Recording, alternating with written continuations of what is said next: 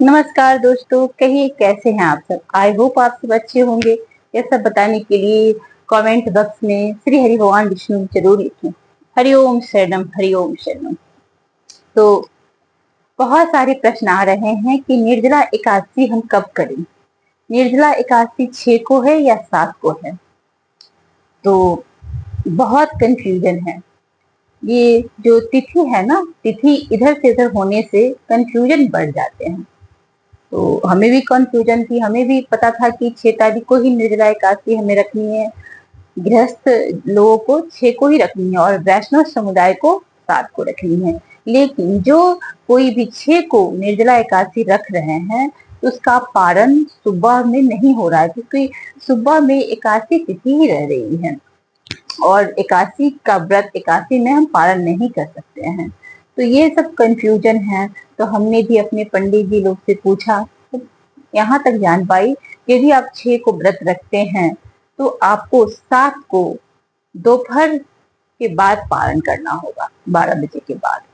क्योंकि एकादशी तिथि जो हम करते हैं, एकादशी व्रत एकादशी तिथि में पारण नहीं करते, उसका पारण हम द्वादशी में करते हैं।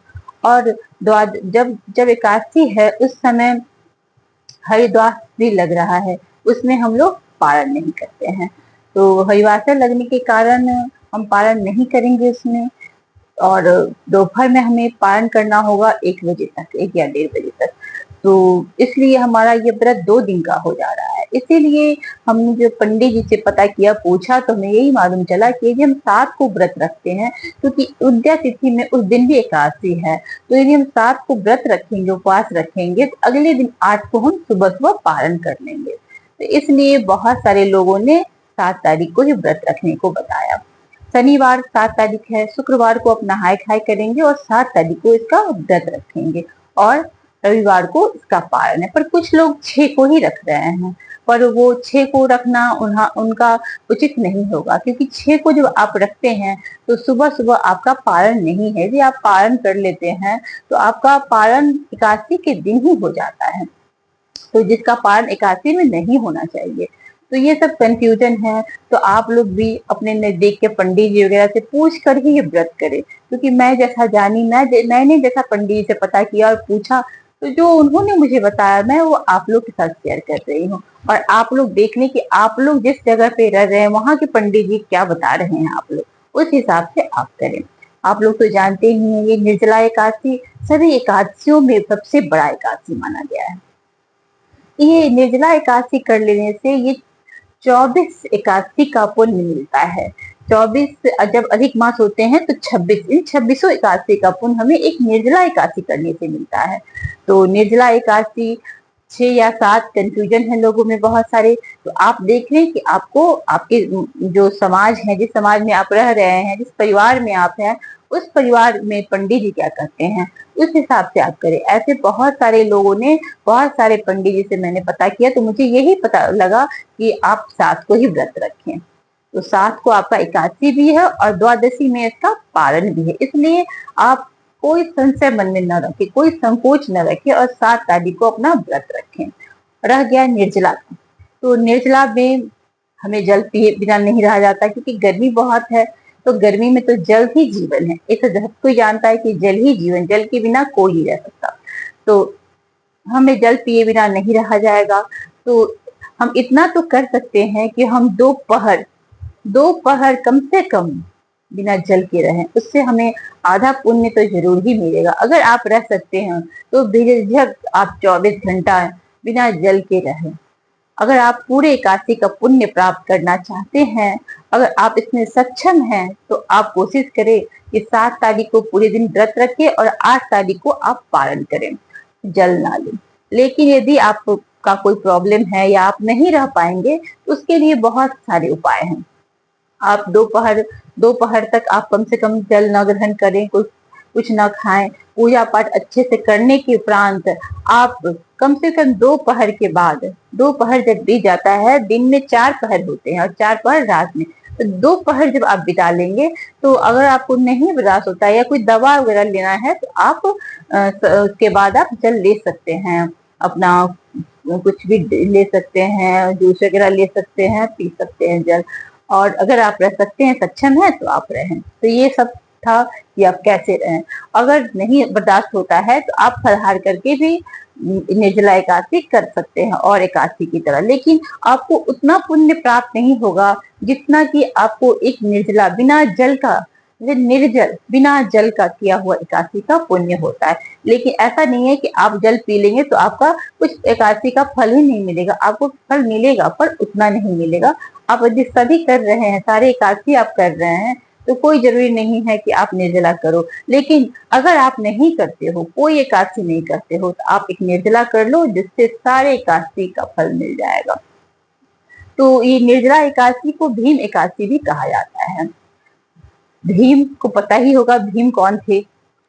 तो भीम को का ज्वाला जो था भूख का, वो बहुत अग्नि तेज थी, उन्हें भूख बर्दाश्त नहीं होता था और वो कोई भी एकादशी नहीं करते थे। और उनके परिवार में जो उनके और भाई लोग थे एकादशी व्रत करते। तो भीम को इस बात का बहुत चिंता होता था कि मुझे तो मुक्ति ही नहीं मिलेगी, मुझे मोक्ष ही नहीं मिलेगा, मैं क्या करूं, मुझे तो ये भूख बर्दाश्त ही नहीं होता, मेरे भाइयों को तो मोक्ष की प्राप्ति होगी और मुझे इस मनुष्य जन्म में आने के बाद कुछ भी मेरे से अच्छा नहीं हो रहा। इस बात की से बहुत चिंता होती थी।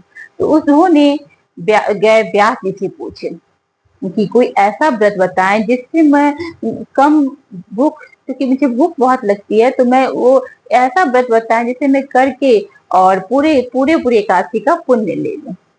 तो उन्होंने बताया कि एक निर्जला एकादशी ही ऐसा व्रत है जिस दिन अगर तुम पानी, भोजन सभी, फल फूल सभी त्याग दोगे और एक दिन का वो व्रत रखोगे, तो तुम्हें जितने सभी भाइयों को पूरे एकादशी का फल मिलता है, तुमको वो एक एकादशी करने से उसका पुण्य प्राप्त होगा। तो वो भीम तो, चूंकि उन्हें भोजन के बिना रहा नहीं जाता था, लेकिन फिर भी उन्होंने कोशिश किया और इस निर्जला एकादशी को बड़े अच्छे से संपन्न किया, जिस कारण से उन्हें मोक्ष की प्राप्ति हुई और उन्हें सभी एकादशियों का पुण्य मिला। तब से ये निर्जला एकादशी का बहुत मान्यता है, इसलिए इसे भीमसेन एकादशी भी कहा जाता है। यदि आप लोग एकादशी नहीं करते हो तो कोशिश करें कि निर्जला एकादशी कर ले, क्योंकि व्रतों में से बहुत ही उत्तम व्रत माना गया है। इसका फल जो मिलता है कई गुना ज्यादा फल मिलता है, इससे कई गुना पाप करते हैं। यदि ब्रह्म हत्या जैसे, गौ हत्या जैसे भी पाप अगर किसी को लगे होते हैं, तो ये एकादशी कर लेने से उसके सभी पाप धुल जाते हैं। तो ये था एकादशी कब करना है, कैसे करना है, ये तो हमारी बातें हो गई। अब एकादशी के दिन हमें क्या क्या करनी है, क्या क्या नहीं करनी है, इस बात का भी हमें ख्याल रखना होता है। तो एकादशी के दिन हमें क्या नहीं करना चाहिए और क्या करना चाहिए, सबसे जरूरी बात है, यदि आप व्रत रखते भी हैं और कुछ ऐसा काम कर जाते हैं जो आपको उस दिन नहीं करनी चाहिए, तो उस एकादशी का पूरा पूरा फल आपको नहीं मिलता। इसलिए कोशिश करें कि आप ये जाने कि हम जो व्रत रखे हैं उस दिन हमें क्या करना चाहिए, क्या हमें नहीं करना चाहिए। इन सब बातों का आप बहुत अच्छे से ख्याल रखें। सुबह सवेरे उठकर स्नान आदि करके घर को साफ सुथरा कर गंगा जल से पवित्र करें। उसके उपरांत श्री हरि भगवान विष्णु की यथाविधि पूजा करें। पूजा करने के बाद आप कम से कम दोपहर तक जल ग्रहण न करें। उसके बाद यदि आप में कोई दिक्कत है, कोई बीमारी है, किस तरह से आप परेशान हैं, तो आप जल वगैरह ले सकते हैं दोपहर के बाद, उससे भी आपको कुछ फल मिलेगा। यदि आप सक्षम हैं बिना जल के, बिना दवा के रहने में, आप कोशिश करें कि कम से कम 24 घंटा बिना जल के रहे। ये बोलना बहुत आसान है पर करना बहुत कठिन है, मैं ये जानती हूँ, क्योंकि मैंने भी एकादशी व्रत करती हूँ और की हूँ और करूंगी, क्योंकि मुझे पता है कि एकादशी व्रत कितना महत्व है, कितना महत्वपूर्ण ये व्रत है हम लोगों के लिए। इसलिए ये छोटा सा वीडियो मैं आप लोगों से शेयर की, एकादशी के विषय में जो संशय है लोगों के मन में, इसे कब धारण करना है, 6 को या 7 को, इसे मैं दूर करने के लिए ये छोटा सा वीडियो मैं आपके पास लेके आई हूँ। तब अब फिर मिलती हूँ अगली वीडियो में, तब तक के लिए धन्यवाद। टेक केयर, अपना ख्याल रखे, खूब हंसते मुस्कुराते रहे, क्योंकि हंसना ही जिंदगी है। धन्यवाद।